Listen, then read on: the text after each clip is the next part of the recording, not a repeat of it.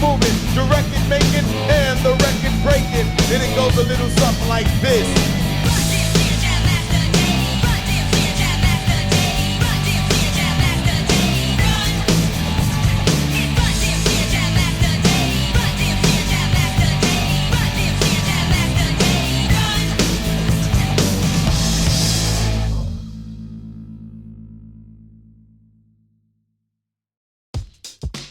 So the plan for this video was to just cover Legends of Wrestling 2 as a follow-up to the previous Legends of Wrestling 1 video, but boy did I struggle. Finding things to say about Legends of Wrestling 2 that weren't discussed in the last video was tough, and I think I may have jumped the gun a little when I said before that Legends 2 would get its own dedicated upload, because honestly, there really isn't a whole lot to say about the game. Yes, there's improvements in practically every area, but spending 5 minutes to list off those improvements wouldn't have made for a very good video. With that in mind, I've doubled up today and I'm going to cover both Legends of Wrestling 2 and Showdown Legends of Wrestling. Showdown has more than just a few improvements going on, and although I covered the game's roster previously, I want to try it again after spending quite some time with Legends 1 and 2 and see if I can find a new appreciation for it. So let's get started with Legends of Wrestling 2 and then we'll look at Showdown a little later in the video.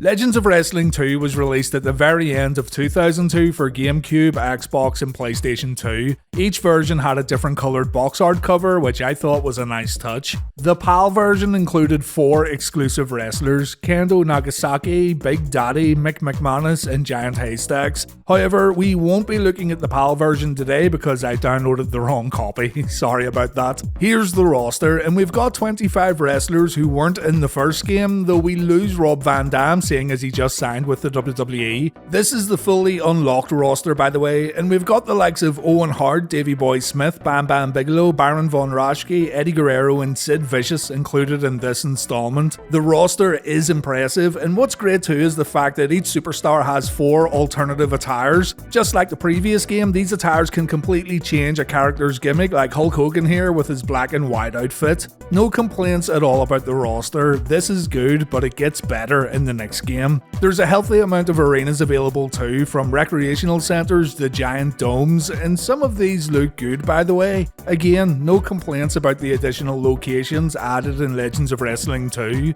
As soon as you get into the game, you can see that a little extra care has been taken this time and things are a little more polished. I won't say there's vast improvements here to the entrances because, well, they still seem a bit, I don't know, basic. The entrances are now pre-animated, but wrestlers share the same couple of walk animations, and all we're seeing here is a few taunts in between. There's now pyro in the ring though, and there's a custom animation for each wrestler once they step inside the ropes, so it's not all bad. It isn't great, but it's better than the previous game for sure. They also tried a little more with the entrance music. There's bootleg versions of most guys' entrance themes here, and some of it isn't too bad. Hulk Hogan, however, comes to the ring with his American-made theme song. Either Hulk Hogan or Jimmy Hart held onto the rights for that absolute banger. Again, the other bootleg themes aren't awful. You can recognize the original themes through these knockoff versions.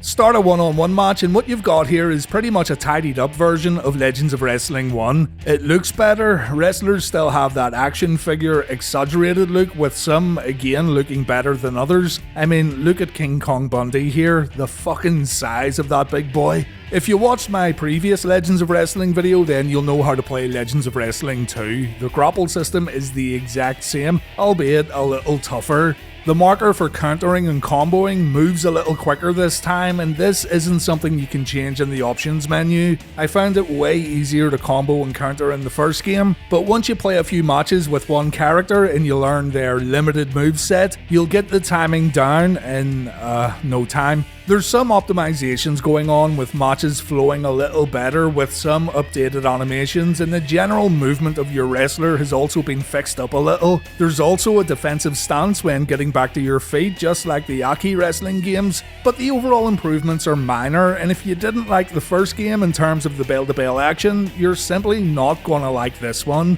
Legends of Wrestling 2, from a gameplay perspective, feels just like a fresh coat of paint over the previous game. It looks better, more effort went into the presentation, the graphics and the roster. New match types and an updated career mode are available too, which we'll look at in a moment, but that's where the big improvements end. It's better than before, but that doesn't mean it's great.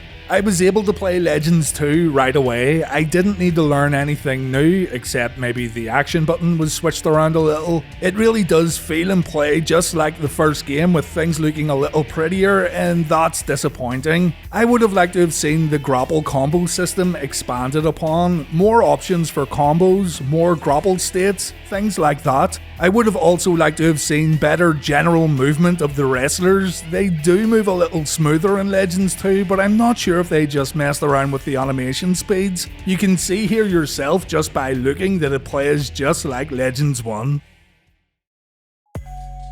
Legends of Wrestling 2 features ladder matches and cage matches, and those are welcome additions. The cage and ladder are fucking massive though, but it's still good that they're included. In a cage match, you can climb out the top or you can beat the hell out of the cage door. It even has its own health meter. And once you break the door open, you can step outside after a little button mashing. Ladder matches are weird. The belt will lower itself after you do a certain amount of damage to your opponent. I'm guessing they didn't want ladder matches to end in seconds, with some asshole grabbing the ladder right at the opening bell and taking advantage of some poor bastard who didn't know the controls. But they tried to reinvent the ladder match here, and it's alright. I'm just happy there's more match types, so I guess I'm giving it a pass in that regard. Further optimizations have been made to multi-man matches. Here's an 8-man tag with absolutely no slowdown at all, though you'll have to play with this fixed camera angle that's seriously zoomed out from the ring. Still, it is an improvement.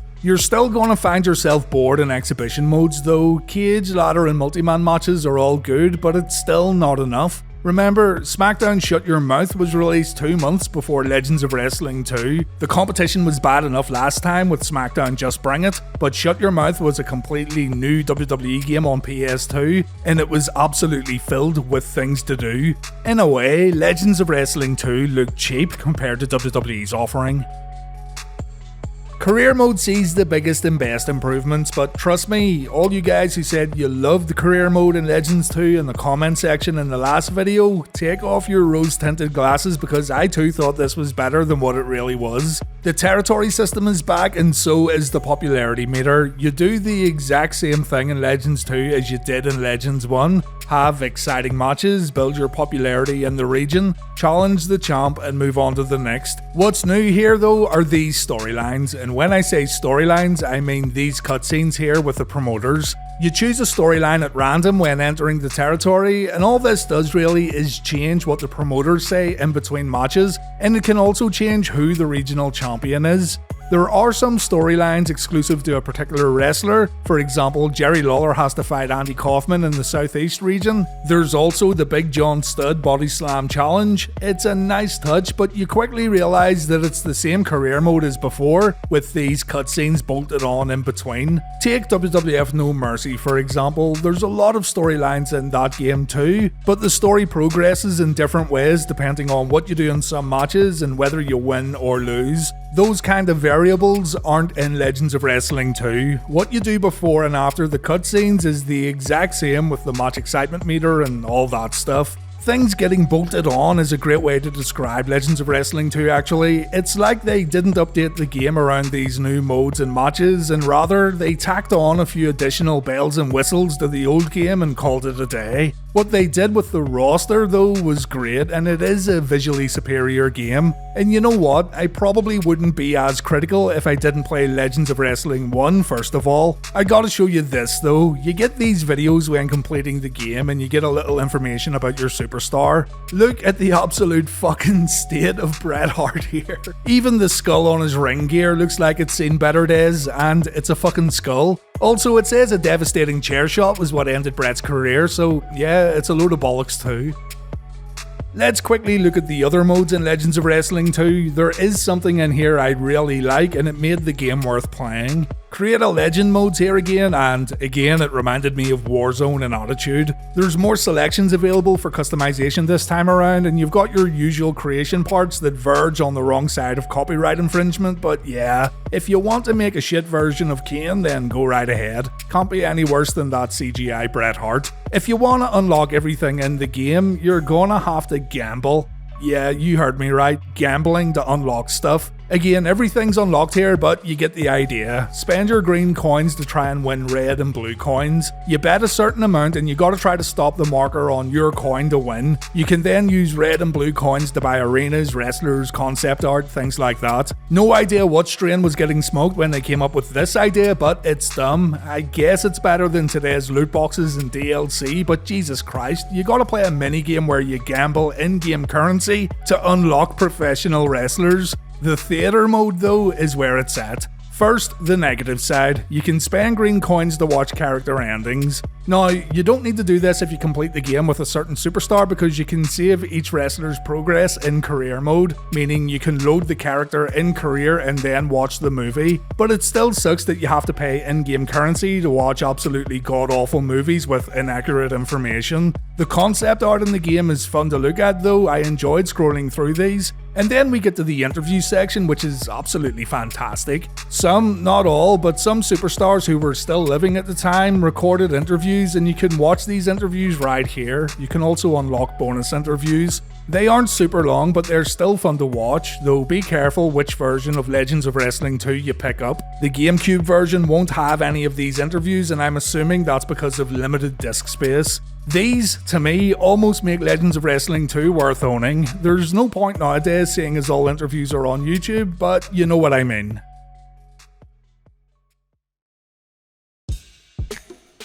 I feel like I've mastered Legends of Wrestling 1 and 2 and I know the game's engine inside out, so let's see how Showdown Legends of Wrestling now stacks up. Showdown was the last game ever published by Acclaim, developed by a small team led by Justin Withers. Justin said, "After 4 years working as a designer on All-Star Baseball, I applied for the lead designer position on Showdown after learning Acclaim was bringing the game to the Austin studio from the Salt Lake City studio. Acclaim relocated almost the entire engineering team, but none of the designers. The goal was to focus on wrestler feuds and nostalgia of classic wrestling. The company also wanted to rebrand the Legends of Wrestling title for a fresh start, so Showdown was created. We were behind the 8-ball from the beginning when corporate told us, whatever you need to make this game a hit, you've got it. We want a Metacritic 80+ title." Everything then was measured by the Metacritic score, and you have a year. What we got were dated resources, some team members who absolutely hated sports games, and some engineers who absolutely did not want to change anything about what they'd created for Legends of Wrestling and Legends of Wrestling 2.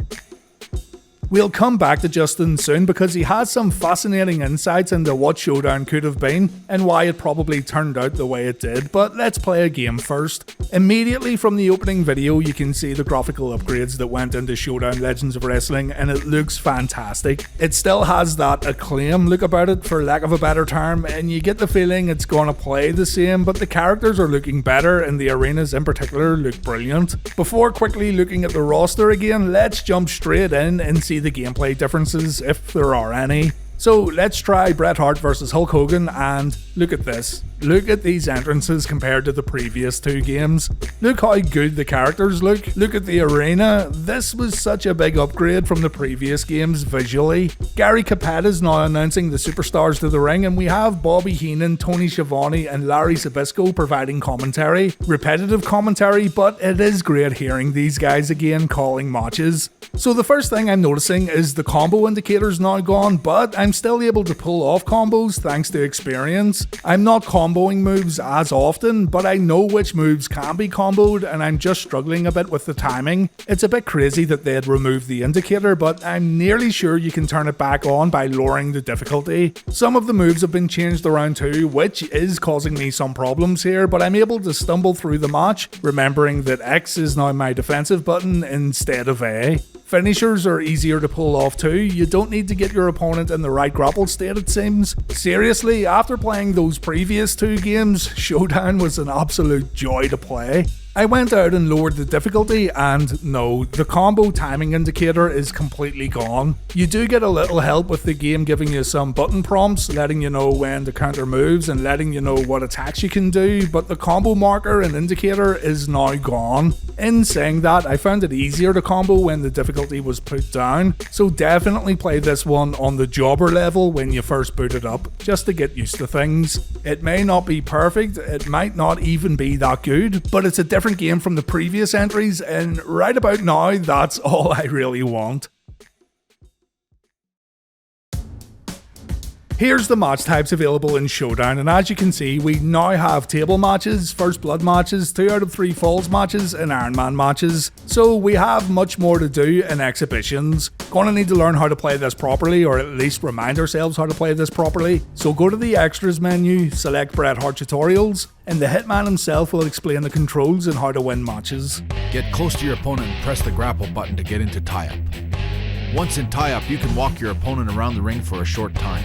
If anyone's going to learn you how to be a winner, it's going to be His Excellency himself. There's also a memorial video that pays tribute to superstars in the game who passed away. This was actually quite thoughtful. I'm going to get back to playing a few matches in a moment. I just want to show you guys the rest of the game modes though before we dig a little deeper. Create a legend is here once again, and yeah, there's parts here to create other legends that aren't included in the game. There's still limitations here unfortunately. You can't change the colour of a lot of parts, and generally speaking, there still aren't that many parts to choose from, but it is an improvement. It also loads really fast too compared to previous games, so that's a bonus. There's 2 main single player modes in the game apart from exhibitions, the Showdown Challenge and the Classic Match Tournament. Showdown Challenge lets you take on superstars from the 70s, then 80s and finally the 90s. You'll win a world belt for each decade, and you won't unlock a single thing for completing this mode by the way. You'll only get these little text promos delivered through a magazine. In the Classic Match Tournament, you'll unlock new classic matches to play through, but you don't get any cutscenes or anything like that. Instead, you're told a little about the match during the load screen, and you're told what point of the match you're picking up from, so you don't even play full matches here.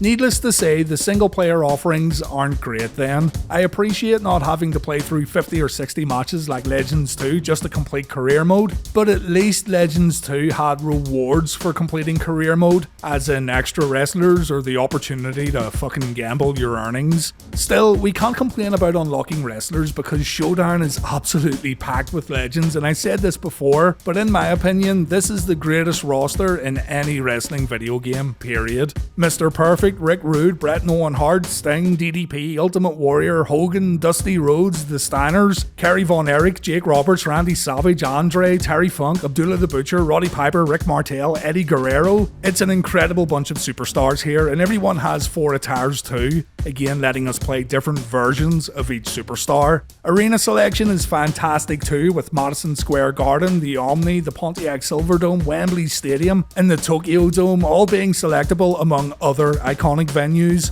Arenas too look great. They've been updated a little with giant screens and the like, but still, each one looks vastly different from the other, and some really do capture the atmosphere of certain events that took place in the past, such as the Garden here reminding us all of WrestleMania 10. In cage matches, you no longer have to fight the cage door. Pressing a button calls for the referee to open it up instead, and you can walk out after mashing the X button. The title belt no longer comes down gradually in ladder matches. You can grab the belt whenever you want, although you're still going to have to do significant damage to your opponent. A glitch happened here where Dusty Rhodes got himself stuck in the ladder and he had no idea what to do next. Luckily, he eventually figured it out. Table matches are okay. You gotta whip your opponent onto the table or hope you get lucky with a grapple move just beside the table. There was a bit of glitching going on here too, and yeah, this needs addressed. Showdown Legends of Wrestling got ripped apart for the glitches in the game, and I think the glitches are byproducts of Acclaim trying to use new mechanics and models with their old engine. Showdown needed more time in development when it came to the bell-to-bell action unfortunately, and this becomes evident with the more matches you have. I'll come back to the game's shortcomings in a moment. First blood matches are straightforward enough and you can get busted open at any time at all, so be careful.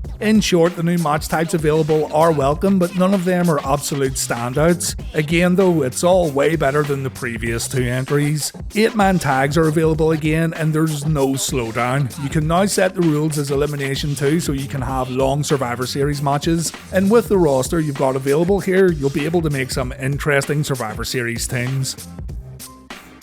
So with Showdown containing this amazing roster, an amazing set of arenas to play in, and with the game looking the way it does and playing pretty well too, why do people dismiss it and why did it receive average to low reviews? As mentioned, there are glitches, and for some gamers, glitches are completely unforgivable, and that's fine. A lack of quality assurance in video games is annoying considering the money and time the players are willing to invest. Another big problem with Showdown though is the fact that you really do need to play the previous 2 games in order to appreciate the third. Showdown changes the game in a big way, but it also retains quite a bit from Legends 1 and 2, both good and bad bits. But Showdown comes off so much better when you see where it came from, and I think if we judge the game on its own merits with no comparisons, the gameplay then comes off as a bit clunky and a bit unintuitive. Bret Hart may explain a lot in the tutorials, but he doesn't explain things like the awkward timing of the game and the other general problems that were kinda carried over from Legends 1 and 2. Strike moves are an issue too. It's hard to explain, but a strike move gets treated like a grapple move, where you press the A button and then an animation plays out between yourself and the opponent, meaning there's this delay that breaks up the fluidity. You're not just throwing a punch or performing a kick, you're triggering a full animation that, depending on the move, doesn't happen very quickly. The wrestlers kind of fix themselves in position and then the strike happens, and it's one of those things you really need to feel for yourself to know what I'm blobbering on about, but just take my word for it, it sucks. Moves are limited too. I find myself doing the same thing quite often and having to make a conscious effort to avoid certain button presses and directions just to change things up. The AI can also be really dumb sometimes, especially when a stipulation gets added to a match. And I don't want to rip into Showdown too much though. For fans of 70s and 80s wrestling, it is good. It's impressive as hell how they got this kind of roster and how they captured an old school vibe with Showdown. I think they nailed it this time around with the atmosphere and the arenas and the wrestlers, but also I don't know how many times in this video I've said the phrase "it's an improvement" or "it's better than older installments." I'm not so sure if I'm enjoying Showdown this much because I just played Legends 1 and 2 and I had a pretty bad time with those previous games, if that makes sense. In saying all that, I still recommend Showdown and I think it does deserve a bit more attention, but in order to fully appreciate it and understand the core game engine, it might be best to have a few quick games of Legends 1 and 2 beforehand, but having to play previous entries in a sports game to get the most out of a new release does seem a little silly too. To wrap things up, let's go back to lead designer Justin Withers. Justin said, "The artists in Austin did an incredible job giving Showdown a unique look and classic feel, though I regret that we never got to do the game the way we wanted, with new animations and a new engine. Career mode was, from all that we discussed and planned and designed, about 10% of what we hoped for. We simply didn't have the time or resources to do the cool things we wanted. I still feel like, had we actually gotten to utilise a 6-month extension, had more support from people in the studio who turned their noses up at sports titles, and were more organised and united as a team, we would have sold 1 million copies and averaged 7 or 8 out of 10. We had grand visions and we were assured we could pull it off, but there just wasn't the support or belief necessary. After Showdown, the WWE games became indistinguishable from the previous versions. Showdown was like the small indie movie that was ambitious but flawed, but you can sort of see what the director was trying to do and could have possibly done with more resources. I honestly hope that's how people remember it, not for what they expected or hoped for, but for what it was. Blood, sweat and tears of a group of guys who literally slept in the office watching wrestling, playing the game, tweaking the gameplay, generating artwork, and working together against huge odds to make a fun game." That's gonna do it for this one then, and that's all 3 Legends of Wrestling games covered on the channel. All in all, what we have here is a pretty interesting non-licensed series of wrestling games, and while they were really no match for the WWE juggernaut, there's still fun to be had here, particularly with Showdown. Since getting this Xbox, I feel like I'm rediscovering a treasure trove with all these old school wrestling games that may have been overlooked in the past, but I'm gonna be honest where I need to be too. You could completely skip over Legends 1, you could dabble in Legends 2 and check out the career mode for a little while and also learn the combo system. Showdown's where you're going to have the most fun though, with its insane roster. Thanks for watching guys, and take care.